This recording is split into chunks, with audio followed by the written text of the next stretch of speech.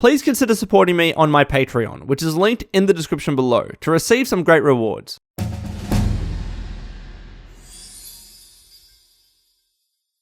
How's it going, everyone? It is me, the Lone Vault Wanderer, and welcome to Borderlands: The Definitive Story, the series where we explore the main story of the original Borderlands game. In the last episode, which you can find linked in the description below, we covered the Nine Toes, Catch a Ride, and Bonehead missions of the game, including some deep dives into Sledge, Scooter, Bonehead, Catch a Ride stations, and also Digistruct technology. Today we're going to continue by discussing the Sledge missions, with some deep dives into the Atlas Corporation, the Crimson Lance, and of course, Commandant Steele. This will be the only deep dive in this video, but it's covering 3 different things, so it's going to be pretty comprehensive, and it will be towards the end of the episode, so please be sure to stick around for that. If you end up enjoying this video, please like and subscribe, I'd really appreciate it.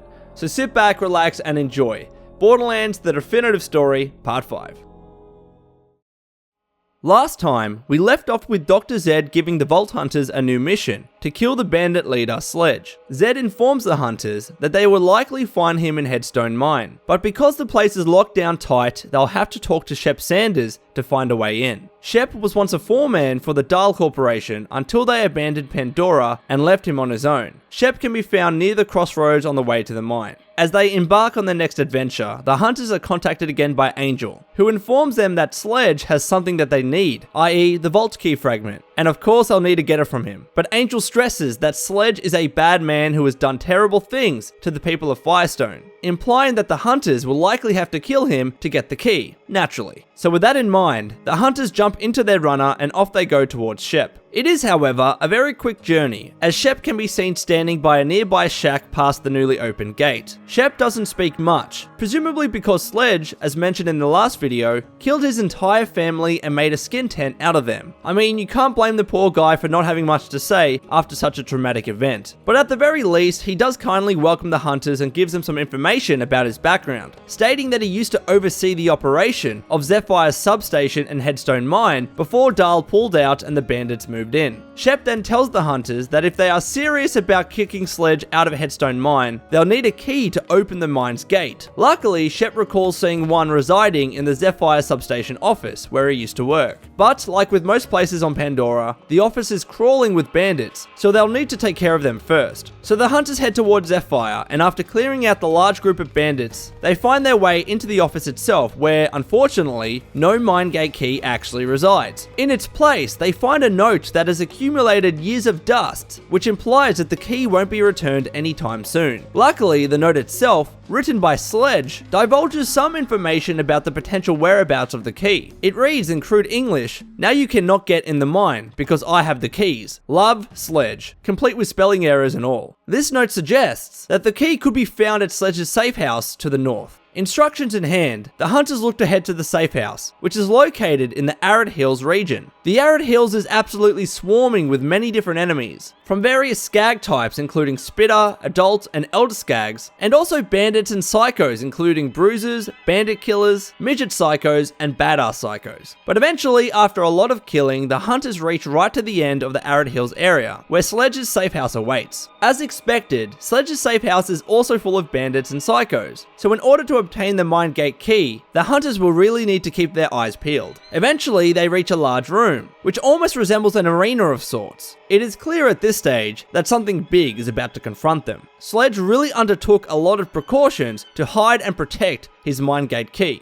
But what exactly is the final thing standing in the Vault Hunter's way? Well, meet the Roid Rage Psycho. This monstrosity is actually one of Sledge's lieutenants, but seems to have undergone a much more radical psycho mutation, with his much larger stature and bulging muscles, probably thanks in part to the overuse of steroids or some other kind of growth hormone. It's obvious why Sledge trusted this psycho to be the one protecting the key. The battle against the Roid Rage Psycho is very tough, which is made all the more difficult thanks to the numerous mutant midget psychos that attack the hunters throughout. But eventually, after hundreds of bullets, blood, sweat, and maybe some tears, the Roid Rage Psycho is finally taken down. This allows the hunters to press a switch, which removes a barrier covering a platform in the middle of the room, revealing the sought after mine gate key. And yes, if you can notice, the key is actually in the form of severed thumbs, presumably of those who previously worked for the Dahl Corporation before Headstone Mine was closed down. The hunters finally have what they need to get into the mine and confront Sledge. When the hunters pick up the key, Angel contacts them and states that there is now nothing between them and Sledge. They are one step closer to the vault, and she believes in them. With Angel's belief driving the hunters, they make their way out of Sledge's safe house and march towards the entrance of the Headstone Mine. As they approach the lock gate, Angel tells the hunters that Sledge is a real challenge and he shouldn't be underestimated. With that in mind, the hunters place the gate key onto the thumbprint scanner, providing them access to the Headstone Mine and a direct path right to Sledge and his Iridian artifact. And as Dr. Zed put it, nobody wants another bandit to find the artifact and start yet another blood-fueled crusade for the vault. So it's absolutely paramount that the hunters kill Sledge and take the vault key themselves. As expected, the Headstone Mine is swarming with Sledge's men. Bandits, psychos, lone vault wanderers, you name it. The hunters have a real battle on their hands just to reach Sledge, and that's not even mentioning the eventual fight with the bandit leader himself. But yes, after many grueling gunfights, the hunters finally reach an elevator that provides them access right to Sledge's headquarters. It is time for the hunters to fight the bandit leader himself. But before they enter the room, Angel tells them that Sledge has a very powerful shield that they will need to take down before he can even be hurt, and also they should not get hit by him as he deals very high damage. Naturally, at this stage, the hunters pull out some elemental shock weapons as they can deal very high damage to Sledge's shield. And after final preparations, the hunters finally meet Sledge in person.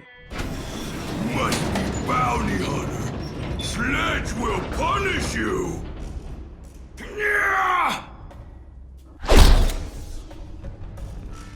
The battle with Sledge is intense, as they're not just facing him, but also some of his remaining henchmen. As we discussed in the last episode, Sledge has a powerful hammer, which can send shockwaves and keep the hunters at a distance. They will need to be aware of this, and also of Sledge's unique shotgun, which has widespread and high damage. So the battle begins. The hunters whip out their shock weapons and very quickly take down Sledge's shields. Amidst the chaos, the hunters need to keep taking down Sledge's men, which they manage to do so successfully, allowing them to go one-on-one with Sledge with no distractions. They do need to be careful though, as Sledge can regenerate his powerful shield and use it as a barrier around his body. But finally, after some toing and froing, Sledge is finally killed, as with the rest of his henchmen. And yes, while the hunters can't take his hammer, they can loot his unique shotgun called Sledge's shotgun, which has plus 150% melee damage, plus 106% damage, and plus 10,000% burst fire count. The hunters then head towards Sledge's throne and discover a chest, which contains what they've been after this whole time, a key fragment to Pandora's elusive vault. Although when they pick the key up, it simply states that it's a mysterious object. It's at this time that Angel does shed more information about what the item is. Specifically, she says that the vault on Pandora is real, and what the hunters just picked up is part of a key that can open the vault. The fragment is also referred to as an Iridian artifact by the game. But as the hunters go to exit Sledge's throne room, someone by the name of Commandant Steele contacts them. Steele is the main antagonist of Borderlands, so yes, it's really important that we do a deep dive into her backstory, in addition to the Atlas Corporation and the Crimson Lance, who Steele works for. So let's do it.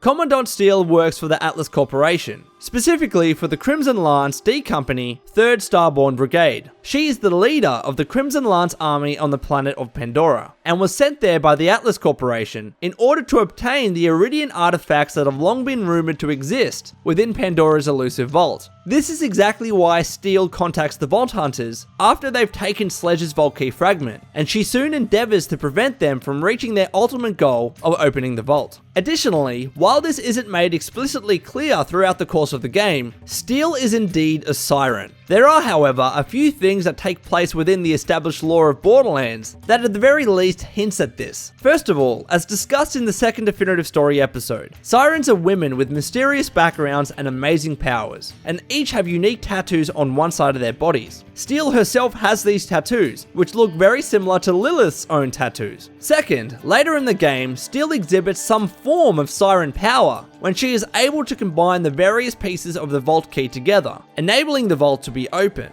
However, the full extent of her power is never given the chance to shine, as something happens, which in time we will discuss. Third, in the Borderlands comics, it's very much implied that Steele is a siren, and it's even hinted that the reason why Lilith is on Pandora is to search for another siren, i.e. Steele herself, with a suggestion made that Steele would try and cast Despair over Lilith. As mentioned, Steel is employed by the Atlas Corporation. In the very first Definitive Story episode, we introduced Atlas, a very large company, arms dealer, and spaceships manufacturer. When Atlas discovered alien technology on Promethea, it was able to conduct investigations into the tech's properties, and eventually reverse engineer it, enabling the Megacorp to immensely improve and enhance its weapon designs. It was this very discovery that truly facilitated Atlas's profitability and notoriety as a weapons manufacturer. But of course, Atlas was not content with just obtaining Promethea's supply of alien tech, and it's suspected that other planets in the universe must also contain their own unique artifacts that may or may not benefit Atlas's weapons manufacturing endeavors. In fact, this is the very reason why Atlas first arrived on Pandora. But of course, at least initially, Atlas turned up empty in their efforts. And finally, thanks in part to Atlas's burgeoning size and business endeavors, at some point in their history they believed it necessary to employ their own private military to do their dirty work. This is where the Crimson Lance comes into the picture. The Crimson Lance is part of and financed by the Atlas Corporation,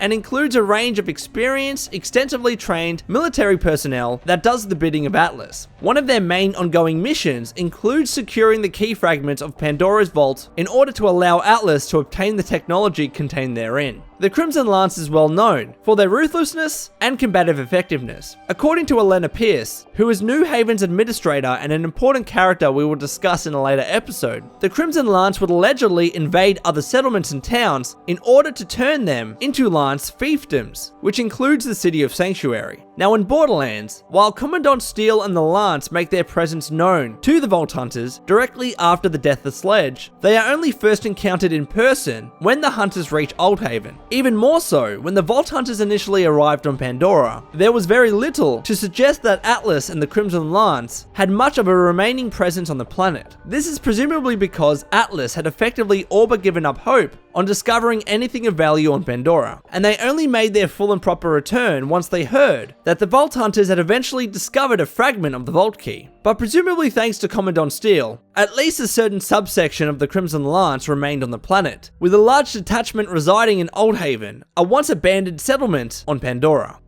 So when Commandant Steel contacts the Vault Hunters, she says the following. This is Commandant Steel of the Atlas Corporation, Crimson Lance D Company, 3rd Starborn Brigade. I have just been informed that you have arrived on Pandora in search of the vault, and within minutes have started killing the locals and causing a disturbance. This planet is under the authority of the Atlas Corporation, and any Iridian artifacts found here are Atlas property. Possession of such property carries a stiff penalty. I invite you to turn yourself in at once to the nearest land outpost and surrender any information or artifacts in your possession. Consider this your one and only warning. Now obviously, the Hunters do not give in that easily and simply ignore Steel's requests. Instead, they begin to disembark Headstone Mine, clearing out any remaining bandits and psychos, and then head towards Dr. Zed to turn their mission in. But of course, that will be discussed in the next episode.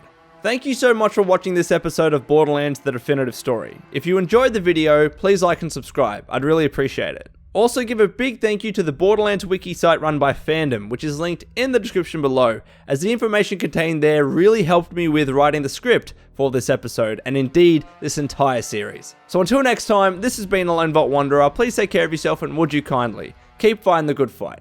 Thank you for watching this video, and in particular, a huge thank you to Jaden, Mr. Cookie, Jessomatic, Bruce Hayhurst, Heretic Shark, Fuzzo Monster, Tazo Monster, Alex Morgan, Kalina, Brian Mota, Electric Piano, Cerebral Policy, Jackek, and the Desert Ranger, who are my $15 and above patrons on Patreon. So please take care of yourself and keep fighting the good fight.